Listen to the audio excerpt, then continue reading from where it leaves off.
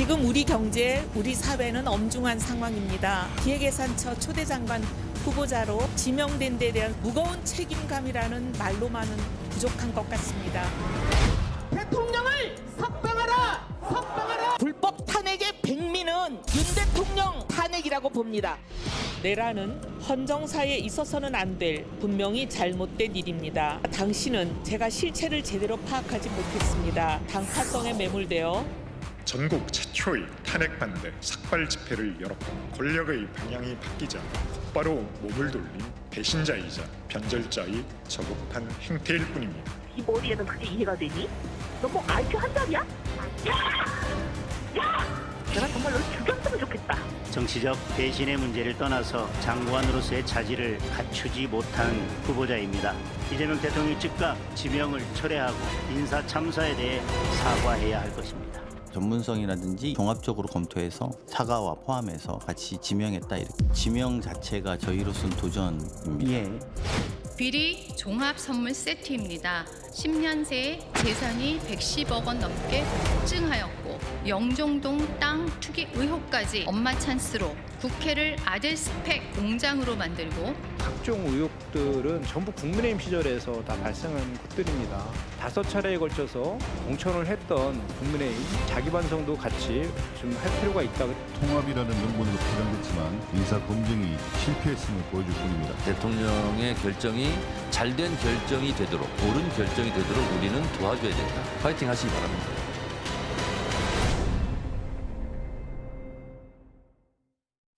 예, 앞서 말씀드렸듯이 오늘 정치권에서 지금 가장 뜨겁게 논란이 되고 있는 두 인물에 대해서 토론을 해볼 텐데요. 먼저 이재명 대통령이 기획예산처의 첫 장관으로 지명한 후보자로 지명한 이해훈 전 의원입니다. 보수 야당 출신이고요. 또 정부 기조와 다른 어떤 또 경제학 박사, 그래서 이제 깜짝 인사라는 평가가 많았는데요. 자, 이제 가장 중요한 명분은 국민 통합일 겁니다. 중요 과제로 꼽았던 이 대통령의 의중이 충분히 담긴 인사였는지 이 부분부터 한 분씩 한번 이야기를 들어보도록 하겠습니다. 박진영 부원장님 어떻습니까? 국민 통합이죠. 다만 이재명 대통령 스타일상 정치적 통합이라는 것에 방점을 찍기보다는 정책적 통합이라는 데 좀 더 무게를 두지 않았나 이런 생각이 듭니다. 실제로 민주당 정부지만 이 성장과 분배의 균형적인 정책을 하겠다. 그런 부분에서 평소에 성장 정책에 일가견이 있고 여기에 대해서 전문성이 있다라고 평가받았던 이해훈 의원을 지명하지 않았나 뭐 이런 생각이 들고요. 이재명 대통령 스타일이 정치적 명분보다는 실질적, 실용적, 효율성 이런 것들을 좋아합니다. 경제 전문가하고 그리고 국회의원 3선을 했기 때문에 조직의 장으로서 조직을 통할하는 데에도 리더십을 갖추지 않았나 그런 판단에서 저는 임명했다라고 보고 있습니다. 예, 다음은 장현주 부대변인 이야기 들어볼까요? 저도 뭐 비슷한 의견인데요. 사실 정권이 바뀔 때마다 새로운 대통령이 선출될 때마다 사실 야권에서 요구하는 게 뭡니까? 대통령에게 통합해라. 그리고 국민들이 분열되어 있으니 국민들이 어떻게 통합시킬지 이런 거 대책 내놓으라고 항상 주장하는 거 야권의 이야기들 아니었습니까? 사실 이재명 대통령은 대선 후보 시절에도 모두의 대통령 되겠다라고 얘기했고 그때부터도 통합의 메시지를 계속 냈었기 때문에 이번 인사는 결국 그 통합에 대한 대통령의 의지를 보여주는 강력한 메시지다라고 저는 생각을 합니다. 그렇기 때문에 사실 저는 명분의 측면에서는 야권이 이 부분에 대해서 뭐 공격할 만한 카드는 없다라고 생각합니다. 그리고 또 우리 민주당 내부에서도요. 사실 이해훈 후보자가 지명됐을 때 또 상처 입으신 분들도 분명히 계십니다. 그러나 그분들도 결국에는 이 대통령의 통합이라는 이 거대한 메시지를 보면서 결국 대통령의 결정이 잘한 결정이 돼야 된다라는 이야기가 또 당대표의 입에서 나오는 것처럼 결국에는 이제 청문회 과정을 통해서 후보자가 본인의 어떤 자질이라든지 능력이라든지 이런 부분들을 국민들께 검증해내고 설득해내고 이런 과정을 거쳐야 된다고 생각합니다. 예, 김재원 국민의힘 최고위원 이야기는 조금 또 다를 것 같습니다. 어떻게 평가하십니까? 일단 통합이라고 하려면 그 인사에 대해서 보수 진영이든 하다못해 우리 국민의힘에서 아마 그래도 대통령이 야권 인사 내지 야당 인사도 발탁을 해서 쓰는구나. 그리고 우리와 좀 대화를 해서 정책적으로 공조도 하고 우리 쪽 사람이 가서 우리가 주장하는 정책도 반영하고 또 야당에서 주장하는 여러 가지 그 시책 부분에 대한 예산 배정도 뭐 좀 그 받아들이겠구나 이런 느낌이 든다면 뭐 정책 통합이든 국민 통합이든 어느 정도 명분이 있을 텐데 이번 인사는 사실 그것과는 아무 상관이 없이 사람 빼가기였거든요. 이 상황을 보면 이해운 의원이 민주당 내지는 이재명 정권의 국무위원 장관으로 가는 것을 안 사람은 아무도 없어요. 본인은 한 달 이전부터 가족들의 그 검증 동의서까지 모두 제출하고 준비를 했는데 바로 발표되기 바로 다음 날은요. 자기 당협의 당원 교육이 예정돼 있었고 오세훈 시장의 축하 동영상까지 받았어요. 그런 상황으로 있으면서 아무 소리 하지 않다가 바로 발표된 그날 당에 대해서 그리고 우리 당에 알려준 적도 없어요. 우리가 오죽 놀랐으면 이런 그 배신적 행위를 그냥 두면 당이 통솔이 되지 않는다 해서 최고위원들이 저도 지방에 있었는데 최고위원들의 그 단체 대화방으로 이런 사태가 벌어졌다 의견을 내달라 해서 그러면 제명합시다 해서 제명을 하게 된 거거든요. 예. 이게 무슨 통합입니까? 그리고 본인도 물론 문제가 있지만 이런 인사를 하는 것 자체가 사실은 야당에 대한 모욕이죠. 예. 저는 그렇게 봅니다. 예. 자, 김기웅 미디어 대변인 생각 어떻습니까? 아무래도 이제 이재명 대통령께서 모두의 대통령이 되겠다고 말씀을 하셨지만 제가 볼 때는 진영의 수장으로 좀 남아있다는 말씀을 드립니다. 아무래도 이번에 국무위원들 선정을 보면 과반수 정도에 이르는 사람들이 민주당 의원분들 출신 아닙니까? 그런 부분이 있고 또 본인의 사법 리스크, 본인의 재판 과정에서 개인적인 어떤 사법 리스크를 줄이기 위해 했던 변호인들이 너무나 많은 사람들이 주요 공직자의 자리에 있습니다. 그리고 특히나 사법연수원 18기 이분들 같은 경우는 금감원장 그리고 전혀 본인의 전문성이 없는 유엔에 어떻게 보면 유엔 대사까지 하고 있습니다. 그리고 주요 보직에는 또 경기도 출신이나 성남 라인들이 포진하고 있습니다. 그러다 보니까 지금 야당 쪽의 인사를 좀 데려다가 구색 맞추기식으로 뭔가 통합형을 보여주고자 하는 부분이 없지 않아 있는 것 같습니다. 그렇지만 지금 몇 주 동안 국민들이 이게 통합이라고 생각되는 게 아니잖아요. 국민의 어떤 염장을 지르고 복창을 터뜨리는 그런 상황이라 보고 있고 무엇보다도 저는 이재명 대통령께서 기획예산처를 만든 이유가 기획재정부에서 예산 부분을 본인이 좀 주도적으로 하기 위해서 떼어낸 거 아닙니까? 그렇다면 명시적으로 확장 재정을 하고자 하는 어떤 의도가 명확한데 건전 재정을 얘기했던 사람을 만약에 쓴다고 한다면 접점이 있어야 됩니다. 만약에 이해운 지명자가 이재명 대통령께서 나한테 전화를 걸어서 우리의 어떤 확장 재정 관련해서 뭔가 속도 조절을 하겠다. 그래서 나의 철학과 나의 어떤 이제까지의 어떤 신념에 대해서 의견을 받고자 한다. 그렇다면 그게 통합형 인사가 될 수 있습니다. 그런데 누구보다도 재빠르게 제가 볼 때는 표현이 거칠 수 있지만 세탁을 하셔가지고 이재명 정부의 어떤 확장 재정에 내가 온몸을 바치겠다. 그런 어떤 사실상의 그런 백기투항을 한 모습을 봤을 때 그게 어떻게 통합적 인사가 될 수 있느냐. 본인의 신념도 저버리고 본인의 진영 그리고 본인들을 지지했던 당원과 국민을 배신한 행위다. 이렇게 볼 수밖에 없습니다. 예, 얘기를 좀 정리해 보자면 미리 논의가 돼 있지 않았던 일방적인 발표였다는 점에서 하나, 그리고 이제 어떤 철학이나 정책 면에서 접점이 거의 없는 그런 인사를 이용했다는 점에서 이것은 통합의 행보로 보기 힘들다. 그렇게 정리해 볼 수 있을 것 같습니다. 이 부분으로 한번 논의를 시작을 해볼까요?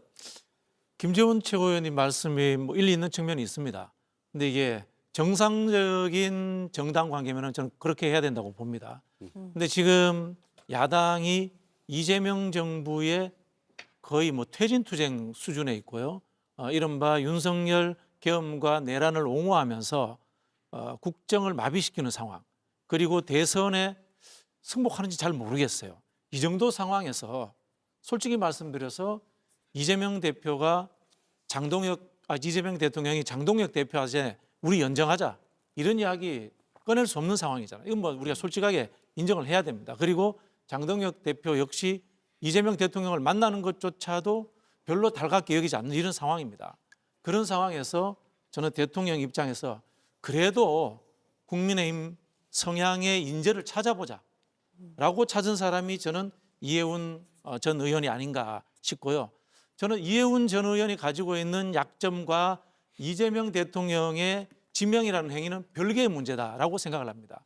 그건 우리 두 분 패널도 잘 아시겠지만 이재명 대통령이 YS나 DJ 같은 정치 구단도 아니고 이걸 정치적인 어떤 지렛대로 활용해서 정계 개편을 하려다거나 또는 국회의원 숫자를 늘린다거나 이런 하나의 어떤 정치적 기획을 할 필요가 없는 상황입니다. 그렇게 하는 경험도 없고요.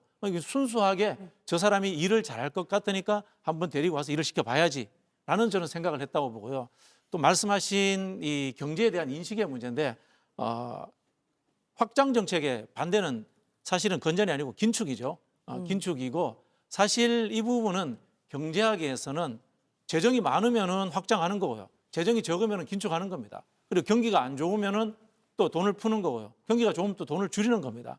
다만 이게 정치권에 와가지고 이상하게 대립구도가 만들어지니까 양당이 우리는 확장하고 우리는 긴축해야지 그렇게 된 측면이 있어요. 이건 아마 경제학자들이 대부분 다 저처럼 이야기할 겁니다. 그런 부분에서 우리 이해운 지명자가 유연하게 대처할 수 있고 또 한편으로 보면 이재명 대통령 입장에서 내가 확장해서 많이 쓰자고 할 때 이거 그렇게 쓰시면 안 됩니다 라고 레드팀 역할하는 국무위원도 있을 필요 있지 않겠나라는 저는 다목적 실용성에 의해서 저는 임명했다 그렇게 보여집니다. 근데 이제 지금 박진영 부원장께서 무슨 내란을 옹호하고 계엄을 옹호하고 이런 말씀하시는데 그건 사실과 다른 것 같고 지금 우리 국민의힘이 무슨 정권 퇴진 운동 하듯이 하고 있다고 말씀하시는데 사실은 권력을 잡은 현 정권에서 이재명 정권에서 야당을 어떻게 보고 있느냐. 현실적으로 그렇잖아요. 계속 내란 정당이니까 해산시키겠다. 그렇게 해서 내란 특검을 만들어서 우리 당의 국회의원들을 옥죄고 결국은 원내대표를 기소해서 지금 재판에 넘기고 또 그것도 없는 죄도 뒤집어 씌우려고 내란 특별재판부까지 만들어서 지금 끌고 가고 있거든요. 이런 판에 우리 국민의힘 제1야당을 완전히 없애버리려고 말살시키려고 하고 있다고 우리가 다 느끼고 있는데 거기에서 한 사람을 빼갔거든요. 근데 그 사람이 무슨 대단한 경제 전문가도 아니고 대단한 경제 전문가 아니십니까? 경제하고 관계된 것은 KDI 연구원 출신이란 거 외에 그분이 경제적 업적을 들어본 적이 없어요. 우리 당에서. 그리고 정책적으로 주장한 것도 사실은 대부분이 자기 지역구인 그 강남의 주민들의 요구에 의해서 토지 초과 이득세 폐지를 요구한다든가 각종의 어쨌든 저는 이분을 데려가서 일을 잘할 것이다. 무슨 평소 확장 재정 내지 적극 그러니까 우리 당이 긴축 재정을 요구하는 것은 한 번도 없었고 균형 재정을 의미하겠죠.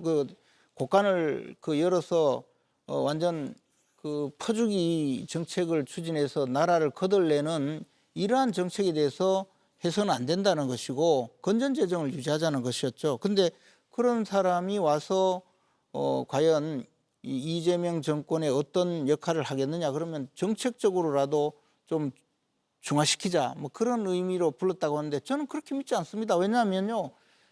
우리는 이해운 의원은 인간 댐댐이를 잘 알거든요. 저분이 지금 가장 부역자의 역할로 갔거든요. 배신자 부역자 역할로 갔는데 민주당에 무슨 끈이 있습니까? 가서 아마 민주당 어떤 사람보다 더 이재명 정권을 위해서 온몸을 바쳐 충성을 할 거거든요. 저는 오히려 대통령이 그런 것을 눈여겨봤을 거라고 봅니다. 이 사람 데리다가 일 시키면 지금까지 말했는 것 180도 다르게 국민의힘이 저 잘못 생각하고 있다. 내가 생각을 바꿨다. 그래서 이재명 대통령 말씀이 지극히 옳다 하면서 완전히 앞장서서 온몸을 바쳐서 부역하고 충성을 할 텐데 그런 사람이 필요한 것 아니겠습니까?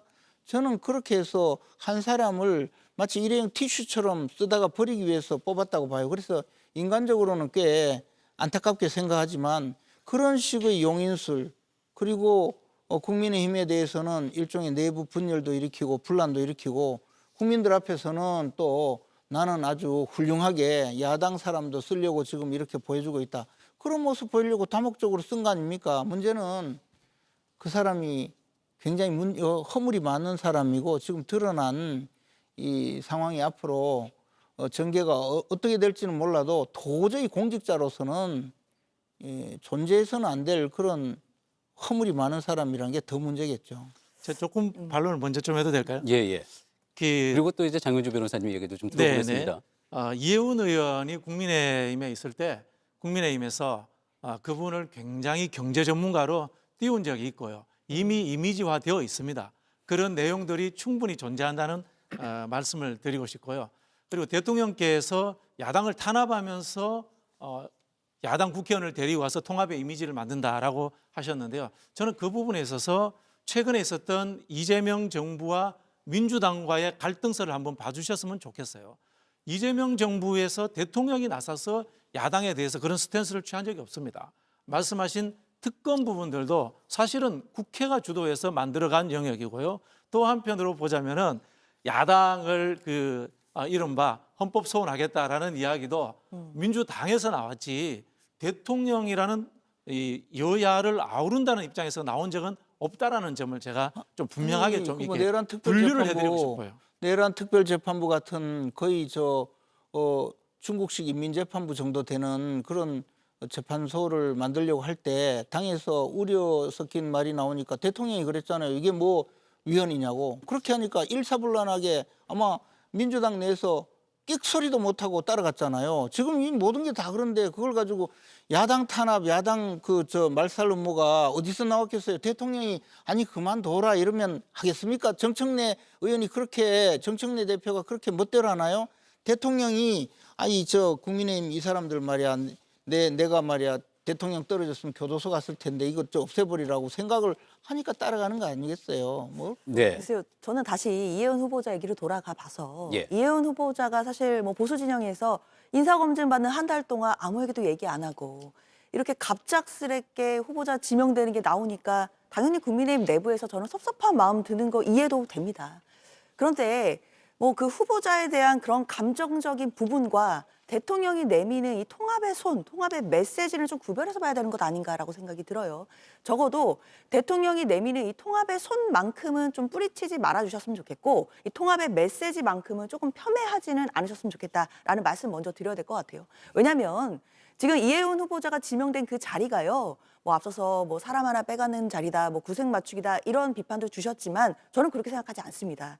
초대 기획예산처 장관 자리거든요. 아시다시피 기재부를 지금 개혁하면서 만들어지는 기획예산처고 거기에 초대 장관직이고 기획예산처가 사실 국가 예산을 이제 만들어내고 검토하고 이런 중요한 부서인데 그 자리에 초대 장관직을 지명을 하는데 이게 어떻게 그냥 보수 진영에서 사람 하나 빼오는 이렇게 보기엔 저는 어렵다고 생각하고요. 그렇기 때문에 앞서 말씀드린 것처럼 민주당 내부에서도 이런 중요한 자리에 진보 진영에도 사람 많고 능력 좋은 사람 많은데 왜 이 사람 써야 되냐라고 상처받으신 분들이 많이 계시거든요. 그럼에도 대통령이 이런 인사를 했다라는 것은 이런 부분들을 뛰어넘을 만한 좀 커다란 또 통합의 메시지가 분명히 있는 것이고 이 부분과 지금 이혜훈 후보자에 대해서 여러 가지 논란들이 나오는 부분들은 조금은 구별해서 봐야 된다라고 말씀드립니다. 통합의 메시지가 되기 위해서는 여튼 저희가 상대 아닙니까? 저희 파트너 상대 당이 어떤 감정을 갖고 이를 바라보는지가 중요한 것 같습니다. 통합은 대단한 게 아닙니다. 여야가 어떤 법안을 낼 때 이런 부분에 대해서 협치, 서로 간의 의견을 조율해서 하나의 최선을 지향하지만 때로는 차선을 지향하는 게 맞지 않습니까? 그런데 처음부터 날치기, 사실상 일방 독주해가지고 된 게 뭡니까? 3대 특검 일방적으로 통과시켰죠. 그리고 여야가 합의해서 100일 정도 됐을 때 어떻게 했습니까? 정부 조직법 관련해서 우리가 통과시켜 줄 테니까 특검 관련해서 기한을 연장하는 거를 좀 하지 말자. 합의됐는데 어떻게 됐습니까? 뒤엎어졌죠. 그리고 새해 들어서 어떻게 합니까? 지금 제2차 특검 관련해서 종합특검 관련해서 또 관철시키고자 하지 않습니까? 대단한 게 아닙니다. 협치는 어떤 법안에 대해서 조율을 하는 거죠. 그런데 이게 다수에 의해서 입법 독주가 하고 있는 현실 속에서 한 사람을 데려가서 그게 통합적이고 협치적인 면모를 보인다는 건 어불성설이라고 제가 말씀드릴 수밖에 없고 아니 노란봉투법이든 아니면 중대재해처벌법 같은 강화시키는 법 관련해서 사측의 의견이 반영되지 않는 것들이 많지 않지 않습니까? 그렇다면 우리가 반도체 굉장히 산업 AI 시대에서 굉장히 중요하기 때문에 반도체 특별법 관련해서 52시간 예외 이거 사측에서 그러니까 반도체 회사에서 얼마나 이걸 원하고 있습니까? 이런 것들을 통과시켜주면 이재명 정부가 야당 그리고 기업들 국민을 위해서 협치하는 면모를 보이겠구나 그런 거잖아요. 우리가 이해운 지명자 한 명을 통해 가지고 우리가 협치의 어떤 가늠자를 볼 수 있는 입지가 아닙니다. 그리고 그분이 이 당내에서 그런 위치에 있는 것도 아니고요. 전문가라는 부분에 있어서 전 동의할 수 없는 게 그분이 KDI 출신입니다. 하지만 이분이 3선을 하는 동안에 어떤 경제적으로 대단한 성과 입법을 낸 게 있습니까? 저는 기억나는 게 없거든요. 그렇기 때문에 어떻게 보면 객관적으로 이 사람이 전문가라고 할 수 있는 어떤 근거를 통해서 내야 되는 거고 이 사람이 우리 진영 내에서 그리고 국민의힘에서 존경받는 위치에 있는 사람인지 그리고 저는 다 떠나서 지금 불거지고 있는 게 한두 건이 아니지 않습니까? 저는 전문가를 넘어서 사람으로서의 기본적인 예의가 있는 사람인가 저런 사실상 비하하고 그다음에 소리를 지르는 괴성을 지르는 사람에 대해서 어떻게 공직을 맡을 수 있는지에 대해서는 그냥 기본적인 문제입니다. 그래서 이거는 협치라고 하기에는 되게 궁색하다. 그래서 협치를 말씀하시려면 도리어 이 잘못된 인사에 대해서 인정을 하시고 여야 지도부를 만나서 그렇다면 이 중요한 사안에 대해서 야당 쪽에서 진짜 이재명 정부의 성공을 위해서 제안할 수 있는 사람이 누군가 그걸 물어보시면 그게 협치입니다. 네. 자, 지금 뭐 이야기 중에도 나왔습니다. 이제 또 논란이 되고 있는 부분 중에 하나는 국회의원 시절에 인턴에게 했었던 어떤 폭언, 또 뭐 보좌진에 대한 갑질 의혹, 영종도 뭐 부동산 투기 의혹, 어제는 또 강남 아파트에 뭐 편법으로 청약을 한 뭐 그런 의혹까지 이제 계속 제기가 됐습니다. 자, 그러다 보니까 이제 이 후보자는 청문회에서 다 소명을 할 수 있다라는 그런 입장을 가지고 있고요. 자, 그러다 보니 청문회에서 기회를 주는 것이 옳다, 아니다, 어떻게 지금이라도 어떤 결단을 내려야 한다, 뭐 이제 이런 이야기가 나오고 있는 것 같아요. 어떻습니까? 어떤 생각이세요? 청문회까지 한번 가서 들어볼 필요가 있다라고 생각을 하십니까? 그렇죠. 뭐 청문회까지 당연히 기회를 줘야 되고요. 여기에서 다만 저는 민주당이 이해운 후보자를 이른바 쉴드 치는 일은 없을 거라고 봅니다. 정책적인 부분에서 민주당도 검증을 해야 되고요. 그리고 불거진 도덕성 문제들에 대해서도 민주당도 저는 아주 날카롭게 비판을 할 것이다. 이렇게 생각이 됩니다. 그 부분은 왜냐면요. 이게 여당이긴 하지만 이게 국회 본연의 임무입니다. 행정부가 임명을 하면은 대통령 임명하면은 국회는 여기에 대해서 날카롭게 비판하고 견제해야 되는 겁니다.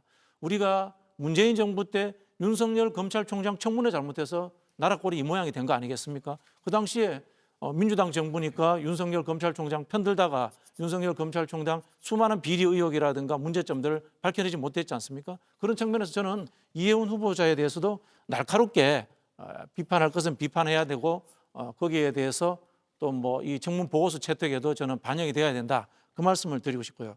다만 대통령의 또는 행정부의 입장은 저는 다르다라는 말씀을 지속적으로 드리고 싶은 게요. 앞서 말씀드린 내란 재판부 문제부터 해서 대통령 그런 의중이 아니에요. 두 분이 정치 고수시니까 아시겠지만 당에서 이야기하는 민주당에서 이야기하는 내란 재판부와 이재명 대통령이 이야기했던 내란 재판부의 뉘앙스 차이를 솔직히 아실 겁니다. 대통령실에서 그 이야기를 꺼냄으로 인해서 이른바 위헌적 요소들이 거의 다 없어졌고요. 그러다 보니까 대법원에서도 예규를 만들었고 그 예규라는 것이 나중에는 민주당에서 제안하는 내란 재판부 법하고 거의 비슷해집니다. 실제로 위헌적 요소 거의 없어졌다는 뜻입니다. 그럼 이걸 누가 만들었냐? 제가 봤을 때는 대통령실이라고 봅니다. 그런 부분에서 자꾸 말씀드리지만 대통령의 영역과 민주당의 영역을 좀 분리해 줍시다라는 말씀을 드리고 싶고요. 그것에 의해 가지고 좀 국민의힘이 물론 뭐 저는 국회의 목 또는 또 정당의 몫으로서 냉철하게 저는 비판할 필요가 있다라고 봅니다. 다만 말씀하신 도덕성의 문제라든가 과거의 경력의 문제라든가 훌륭하다고 했던 문제라든가 이런 부분들은 국민의힘도 과거에 공동 책임이 있는 겁니다. 그 당 소속이었기 때문에. 어떻게 보세요? 미리 협의가 되지 못한 게 누구 책임이냐 이 논쟁은 좀 뒤로 미뤄두겠습니다. 그 말고 이제 청문회 쪽으로 다시 초점을 좀 맞춘다 그러면 국민의힘 입장에서도 청문회까지 한번 가서 이야기를 들어볼 필요가 있다 이렇게 생각을 하실까요? 뭐 지금까지 그 드러난 여러 가지 사실은 사실 아마 정부 수립 이후에 강요로 임명된 사람 중에 이런 사람이 있었을까 싶어요. 대통령 후보자는 뭐 그런 분이 있었죠. 그런데 지금 장관 후보자가 저렇게 그 인턴을 데리고 저 정도 소리를 지른 거 들어보셨습니까? 근데 저 정도면 사실 곧바로 실격이죠. 인간성이 저런데 어떻게 장관을 합니까? 근데 문제는요, 저런 일이 엄청 많다는 게 더 문제죠.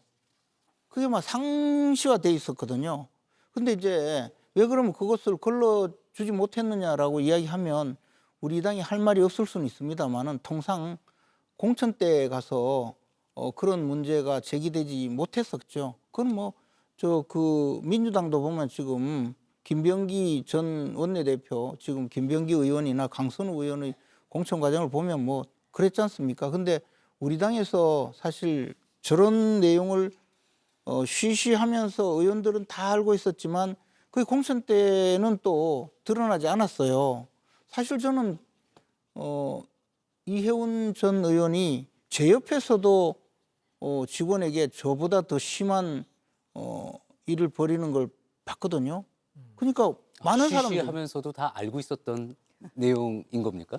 다 알지만 그것에 대해서 뭐 공천이라든가 이런 때 그것을 직접 문제 삼고 했던 사람이 없었을 겁니다. 저는 그 이른바 갑질 논란 이 문제 하나만이라도 지금에는 문제가 된다는 거죠. 우리가 불과 10년 전만 해도 저런 이른바 갑질이 이만큼 논란이 되지 않았을 가능성이 많습니다. 그런 시대에 살았어요. 제가 22년 전에 국회의원을 했었는데요. 첫 시작이. 근데 그때는 사실 우리가 생각하던 이런 시절이 아니었거든요. 그러다 보니까 또 그것도 넘어갔을 겁니다. 이혜훈 전 의원도 아마 2020년까지 국회의원을 했는데 그 전 단계에서 뭐 저런 문제가 특히 드러나지 않았던 경우가 많았죠. 근데 그뿐만 아니라 뭐 재산 논란 이런 것은요. 사실 지금 워낙 큰 일이 벌어지고 나니까 사람들이 어안이 벙벙해서 어차피 안 될 사람이니까 그냥 넘어가는 경향도 있는데 재산 논란도 이게 보통 심각한 문제가 아니에요. 어떤 기획예산처 장관이 무슨 땅 투기를 한 사람을 안 칩니까? 자기는 땅 투기가 아니라고 하는데요. 아니 무슨 영종도에 땅을 그만큼 사가지고 그리고 또 팔아서 그 돈을 많이 벌었잖아요. 그리고 우리 일반 국민이면 딴 거 몰라도 20억짜리 전세에 살다가 아파트 당첨돼서 수십억 차익을 얻었다면 그 사람은 공직에 나가서 저 기획예산처 장관을 하면서 우리나라 부동산 정책에 큰 영향을 미칠 그런 예산을 집행하는 것이 그 말이 될까요? 저는 이런 면에서 납득할 수가 없어요. 그런 상황인데 청문회 나오겠죠. 뻔뻔한 사람이니까 나오고 또 오만 이야기 할 겁니다. 그런데 국민들이 아마 포기할지도 몰라요. 뭐 이재명 대통령이 어련히 알아서 뭐 임명을 하든 말든 마음대로 하라고 그렇게 둘지는 몰라도 저는 스스로 자기를 돌이켜 본다면 부끄러워서라도 그만두는 게 맞다고 봅니다. 그리고 한 가지 마지막으로 말씀드리자면 이재명 대통령이 이 사태를 어떻게 볼까? 제가 가만히 생각해 보면 아니 뭐 그래도 잘 그 변명도 잘하고 해서 통과되면 뭐 좋고 떨어지면 더 좋고 그런 마음 아닐까 싶어요. 떨어지면 아예 뭐 국민의힘에 저 보수 진영 사람 하나 데려다 쓰려고 했더니 그쪽 사람들은 원래 안 되겠더라. 뭐 그렇게 이야기하면서 그냥 버리고 나면 될 거라 저는 그래 봅니다. 뭐 제 말이 틀렸을 수도 있지만 저는 뭐 이재명 대통령도 별로 이래 신뢰하지 않으니까 그렇게 보겠지만 어쨌든 지금 상황이 그렇게 돼 있어요. 이거 뭐 어디까지나 김재현 최고위원의 개인 조금 과잉 정치적 해석입니다. 이재명 한번. 대통령 스타일이 좀 행정가적이면 효율성주의자 이런 측면이지 정치적인 모략을 꾸미는 스타일은 아니거든요. 아니라고요? 모략을 꾸미는 게 아니라고요? 일단 대통령의 인사권은 좀 존중돼야 된다라는 좀 전제를 좀 깔고 말씀드려야 될 것 같습니다. 예. 일단 그렇기 때문에 저는 보장되어 있는 청문회라는 절차는 당연히 거쳐야 된다라고 생각이 들고요. 예. 그 과정에서 이제 청문위원들이 질문하는 게 사실은 국민들이 질문하시는 거죠. 그래서 얼마나 후보자가 국민 눈높이에 맞춰갈 수 있는지는 좀 두고 봐야 될 문제라고 생각은 해요.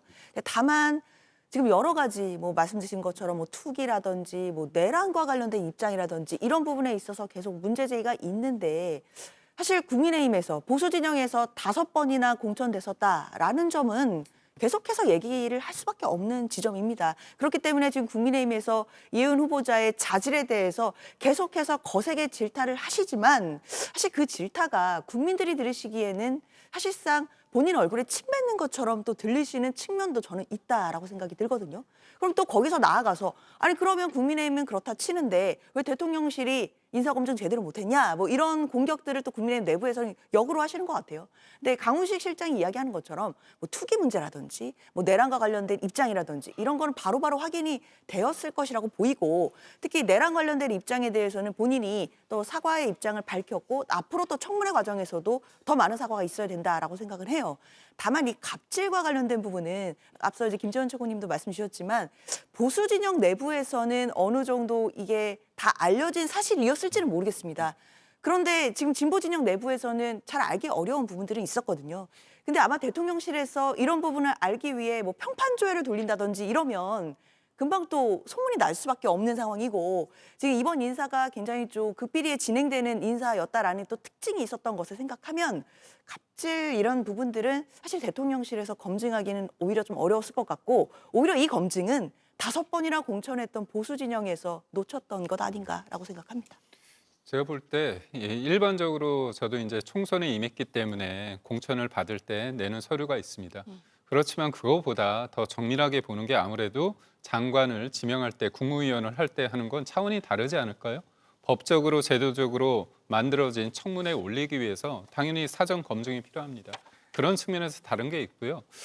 지금 민주당에서 너희 쪽에서 5번의 공천을 했기 때문에 너희도 문제가 있지 않느냐? 문제 있습니다. 저희는 부끄럽습니다. 사실 저희 쪽에서 5번이나 공천을 받은 분이 어떻게 본다면 서초 쪽에서 3번이나 국회의원을 하신 분이 저 정도 수준이라고 한다면 어떻게 보면 텃밭에 있는 분들이 본인의 경쟁력보다는 어떻게 보면 몇 가지의 어떤 커리어를 통해서 자기의 어떤 기득권을 강화했던 게 아닌가. 그래서 제가 볼 때 공천을 제대로 해야겠다 그런 생각을 하고요. 저희가 국민들 앞에 부끄럽습니다. 그런데 지금 우리가 알던 것보다 더 많은 갑질과 여러 가지 의혹이 나오지 않았습니까? 그렇다면 지금 상황에 대해서 평가를 해주시면 됩니다. 청문회가 있죠. 하지만 대통령이 지명하기 전에 검증이라는 절차가 있고요. 그다음에 지금 국민과 언론들이 어떻게 보면 청문회를 하고 있습니다. 전반전을 하고 있습니다. 근데 후반전 전에 이미 게임 스코어가 너무 크게 벌어졌기 때문에 국민들은 이미 판단의 영역을 넘어섰습니다. 그렇다면 마지막에 그럼에도 불구하고 대통령이 어떤 국민들과 국민의힘이 반대하는데도 불구하고 임명을 한다. 그게 어떤 의미입니까? 그러니까 저는 본인이 통합하고자 했던 선한 의지가 있더라고 하더라도 지금 결과는 그렇지 않습니다. 그래서 대통령의 인사권을 존중할 수 있지만 대통령 또한 국민 위에 있는 건 아닙니다. 민심 위에 있는 건 아니기 때문에 이 정도 선에서 대통령이 낙마 지명 철회를 하는 게 이게 어떻게 보면 국민에 대한 예의이고 다른 사람도 아니고 제가 볼 때 이혜훈 본인 당사자는 만약에 내가 일로서 보답한다고 하는데 본인의 일의 능력에 대해서 사람들은 별로 관심이 없습니다. 본인의 어떤 직위를 통해서 어떤 같은 방에 있었던 인턴 직원 그 청년에게 했던 그 부분 그리고 본인의 어떤 여러 가지 위치에서 얻었던 정보를 통해서 했을 때 투기 의혹 이런 부분에 대해서 본인이 해명하고 사과하는 것이 진솔한 마지막에 이혜훈 전 의원의 모습이 아닐까 저는 기대해 봅니다. 근데 이제 저도 장관급 인사검증을 그 각 정권마다 꼭 그 서류를 내라 해서 제출한 적이 있거든요. 예. 윤석열 정부에서도 냈고 박근혜 정부에서도 냈고. 근데 내면요 그 안에 자가검증이 있어요. 거기에 직장 내 갑질을 한 적이 있느냐? 아닙니다. 동그라미 했을 거예요 아마. 예. 이거 자체로 거짓말쟁이겠죠, 당연히. 이걸로 실격이에요. 그렇지 않습니까? 그럼 그 안에 나머지 아직 드러나지 않은 많은 동그라미가 얼마나 많겠어요. 우리가 자가 검증을 할 때 그 자가 검증 내용을 스스로 돌이켜 보게 하면서 반드시 거기에 써놓는 것이 인사청문회에 이런 내용이 드러날 가능성이 있다. 만약에 여기서 거짓말을 한 것이 드러나면 임명을 취소할 수 있다. 예. 그러니 진솔하게 써달라. 그래야 대응을 할 수 있다. 라고 하면서 쓰게 해요. 예. 근데 직장 내 갑질에 저분이 과연 동그라미 했을까요? 안 했다고 꼽혔겠죠. 저는 그거를 받아본 적이 없어서 잘은 모르겠습니다만 아니, 상당히 그러니까. 주관적인 어떤 질문인 것 같기도 하고. 아니 좀, 그래서 저는 뭐냐면 예. 지금 뭐 개인적으로 제가 이렇게 공격을 하니까 좀 뭐 우리 당 분위기 때문에 공격하는 것 같지만 사실은 그게 아니라 아마 이재명 대통령은 제가 보기에 가장 정확하게 잘 뽑은 것 같아요. 이 사람을 데려다가 쓰면 가장 부역자로 조직의 배신자로 쓰면 가장 쓸모가 있다고 생각하고 했을 거예요. 분명히. 그런데 이게 무슨 통합이나 화합이냐고요. 가장 우리 국민의힘을 모욕한 거죠.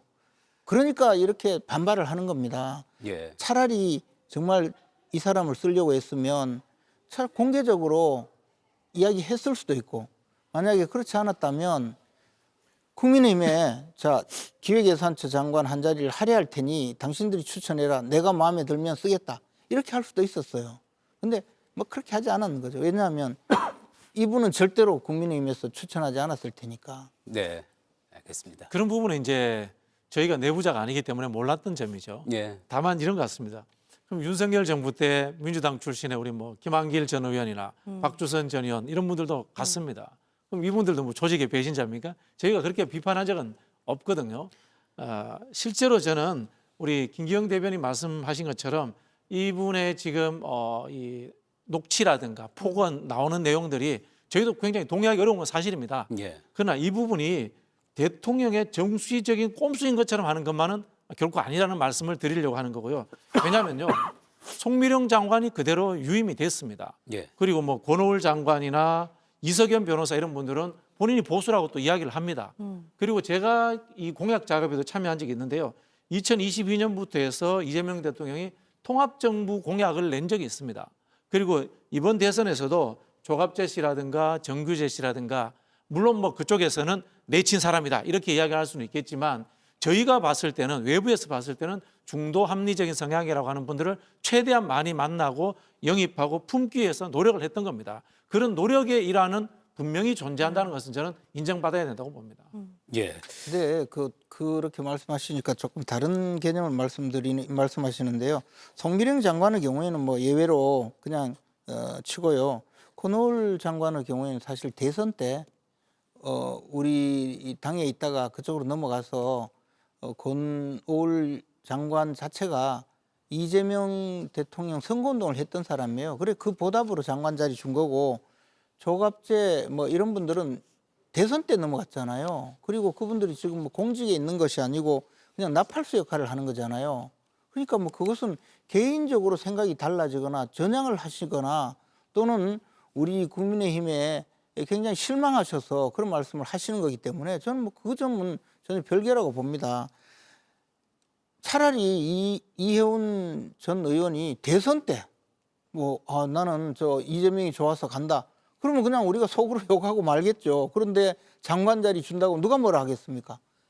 근데 아시다시피 오히려 우리도 주장하지 않던 무슨 계엄이 정당하다. 계엄이 정당하다고 하는 우리 당에 지도부에 있는 분이 없어요. 그럼에도 불구하고 막 그렇게 주장을 하고 자기가 당협위원장으로 있다는 우월적 지위로 구의원들 삭발이나 시키고 말이야. 그렇게 했던 분이 저렇게 돌변해서 갑자기 한 자리 준다고 그냥 배신을 하니 영혼을 팔아먹었다 이런 욕을 하는 거죠. 알겠습니다. 자, 이 이슈와 관련해서 마지막으로 제가 그러면 이제 김기영 미디어 대변인하고 또 장현주 부대변인님한테 지금 이 상황이 상당히 많은 변수가 있습니다. 또 앞으로 또 어떤 일이 발생할지 모르고요. 청문회 과정에서 또 어떻게 진행될지 모르기는 하지만 이제 대통령은 국민의 뜻에 따라서 최대한 결정될 거라고 이야기를 했고요. 청문회 거치고 임명까지 어떻게 될 거라고 생각을 하시는지 한번 예측을 한번 장현주 부대변인부터 한번 들어볼까요? 대통령 말씀 그대로인 것 같습니다. 그러니까 결국에는 국민들이 판단하시고 그 후보자가 청문회 과정에서 국민들을 설득할 수 있는지 여기에 달려있다라고 보입니다. 앞서 박준영 원장님도 말씀 주셨지만 사실 청문회 과정에서 저는 민주당 그러니까 여권에 있는 청문위원들이 묻지마 방어를 해준다든지 묻지마 쉴드를 칠 가능성은 없다라고 생각합니다. 예. 오히려 더 날카롭게 이혜원 후보자에 대해서 왜 후보자가 기획예산처 장관이 되어야 되는지 자질도 검증할 거고요. 갑질 의혹이라든지 투기 의혹이라든지 이런 부분들도 저는 송곳 질문 나올 거라고 생각합니다. 그리고 또 가장 또 중요한 부분 내란에 대한 그 자세라든지 생각 이런 부분에 대해서는 국민들께 다시 한번 사과하는 자리가 저는 있어야 된다라고 생각이 들거든요. 그렇기 때문에 이런 과정들을 거쳐서 결국 국민들을 설득해내고 또 국민들께 또 겸허한 자세로 해명할 수 있는 그런 청문회를 소탈하게 걸친다라고 한다면 저는 결국에는 대통령의 이 통합의 메시지에 따라서 임명까지 갈 가능성은 아직은 남아있다라고 생각하고 있습니다. 김기웅 대변인님. 아무래도 이제 그 대통령실 분위기에 따르면 그리고 지금 민주당에서 보면 청문회는 가는 분위기 아닙니까? 예. 근데 저희가 우려하는 건 뭐냐면 김민석 당시 총리 후보자 같은 경우는 이른바 산무였습니다. 참고인 증인도 없고 자료도 없는 상황에서 여러 가지 이제 본인이 돈을 형성하는 과정에서 문제가 많았습니다. 그래서 전세 자금을 빼가지고 배추에 투자하니까 한 달에 400~500씩 나온다. 그런 부분이 일반적인 국민들이 볼 때는 어불성설이거든요. 받아들이기 힘든 지점이 있었고 그러다 보니까 이런 어떻게 보면 정치적인 공세 말고 정책적인 질의를 하라고 해서 질문을 한 게 뭐였냐면 우리나라 국가 예산이 어느 정도인지 물었습니다. 근데 대답을 못 하셨고요. GDP 대비 국가 채무도 물어봤습니다. 50%가 다 되는데 20% 정도라고 말씀을 하셨습니다. 그럼에도 불구하고 어떻게 됐습니까? 임명이 되셨잖아요. 그러니까 이거는 그러니까 국민적 여러 가지 의혹이 있는데도 불구하고 그리고 본인이 정책적인 어떤 능력이 있는지에 대해서도 의문 보호가 있는데도 불구하고 그냥 임명을 하셨단 말씀입니다. 예. 그렇다면 지금 여러 가지 의혹이 있는데 청문회를 한다는 게 결국 뭡니까? 임명하기 위한 그냥 수순을 밟는 거 아닌가. 그렇게 국민들은 볼 수밖에 없기 때문에 청문회 무용론, 그러니까 여대 야소 국면에서 뭔가 본인들이 국민의 뜻에 경청하기보다는 수적 다수를 우위를 통해서 일방적인 어떤 국정 운영에 하나의 사례를 남기는 거 아니냐 그런 우려를 한번 해봅니다. 네, 잘 들었습니다.